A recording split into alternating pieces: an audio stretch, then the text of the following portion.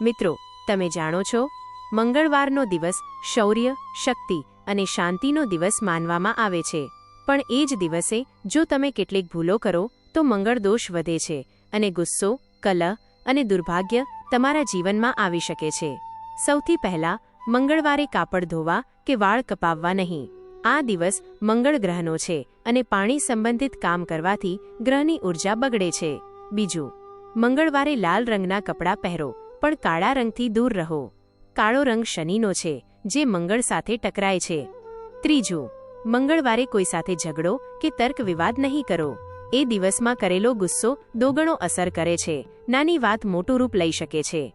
અને છેલ્લું, આ દિવસે મસૂર દાળ કે માંસાહાર ખાવું સંપૂર્ણ અશુભ માનવામાં આવે છે. એ ઉર્જા અને ગ્રહોની સ્થિતિને બગાડે છે. બદલે આ દિવસે હનુમાનજીનું નામ લો, હનુમાન ચાલીસા વાંચો અને લાલ ચંદન ચડાવો. તમારું મન શાંત રહેશે, ગુસ્સો દૂર થશે અને દુર્ભાગ્ય પણ નાશ પામશે. જો તમને આ વાત ઉપયોગી લાગી હોય તો કોમેન્ટમાં જય હનુમાન લખજો. અને આવી જ ધાર્મિક અને વાસ્તુ માહિતી માટે ચેનલને સબસ્ક્રાઇબ કરવાનું ભૂલશો નહીં.